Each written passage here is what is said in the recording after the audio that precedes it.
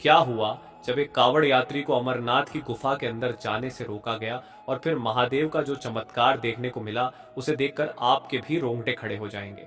इस घटना की शुरुआत करने से पहले बाबा अमरनाथ के सच्चे भक्त कमेंट बॉक्स में जय अमरनाथ जरूर लिखिएगा और साथ ही हमारे चैनल पर नए हैं तो चैनल को सब्सक्राइब करके बेल आइकन को प्रेस कर ले। इस घटना की शुरुआत होती है जम्मू में रहने वाले एक कावड़ यात्री सचिन जी शर्मा से। उन्होंने अपने 5 मित्रों के साथ कावड़ यात्रा लेकर अमरनाथ गुफा जाने की योजना बनाई।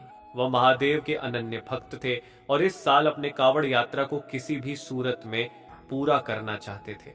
अपनी यात्रा के इस पड़ाव में सबसे पहले जम्मू से श्रीनगर पहुंचे और श्रीनगर से उन्हें पहलगाम जाना था जो कि 92 किलोमीटर दूर है।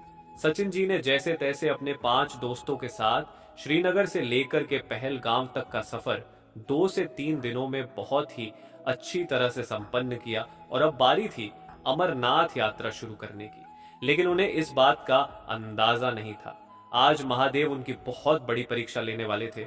अमरनाथ यात्रा में सबसे पहला पड़ाव पहलगाम को माना जाता है। दरअसल पहलगाम वही जगह है जहां पर अमरनाथ यात्रा के दौरान महादेव ने नंदी देव को छोड़ा था।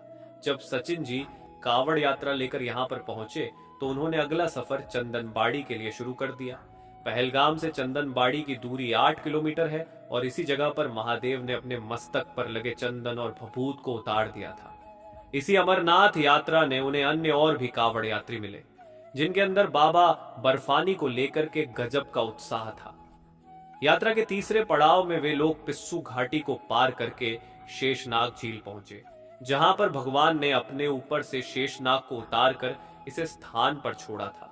यात्रा के अगले पड़ाव में वे लोग गणेश टॉप पर पहुंचे और उसके बाद उन्होंने पंचतरणी को पार किया।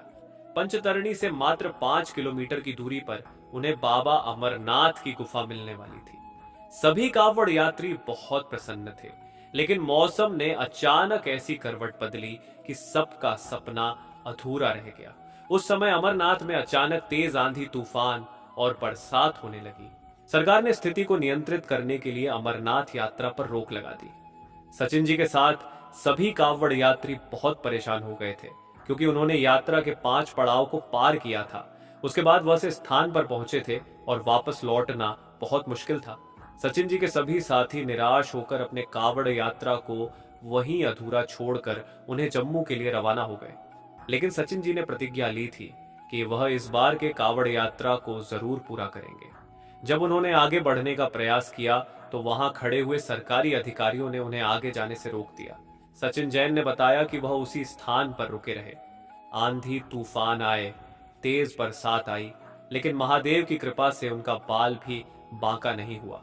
तकरीबन 10 दिन के बाद अमरनाथ यात्रा को पुनः शुरू किया गया लेकिन तब तक सचिन जी का स्वास्थ्य बहुत खराब हो चुका था। वे अपनी कावड़ यात्रा को पूरा तो करना चाहते थे लेकिन आगे बढ़ पाने में सक्षम नहीं थे। तभी वहां पर एक बहुत बड़ा चमत्कार हुआ। एक बहुत ही दिव्य साधु उस जगह पर पहुंचे जिन्होंने सचिन जी के सर पर हाथ रखा और उन्हें इस बात का एहसास दिलाया कि यह तुम्हारी प्रतिज्ञा है कि तुम कावड़ यात्रा को पूरा करो। और उनके सर पर हाथ रखते ही सचिन जी की जान में जान आ गई और वह उसी समय तुरंत खड़े हो गए। लेकिन पीछे मुड़कर जब उन बाबा को धन्यवाद देना चाहा तो वे अंतर ध्यान हो चुके थे।